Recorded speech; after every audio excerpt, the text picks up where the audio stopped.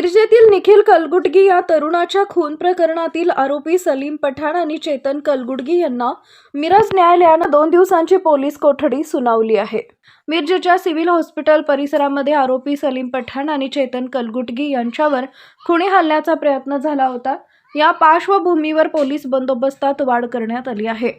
मोठ्या पोलीस बंदोबस्तात आरोपींना मिरज न्यायालयात हजर करण्यात आले। मिरजेचे पोलीस उपअधीक्षक प्रणिल गिरडा, पोलीस निरीक्षक किरण चौगुले यांच्यासह मोठ्या संख्येने पोलीस न्यायालय परिसरात उपस्थित होते।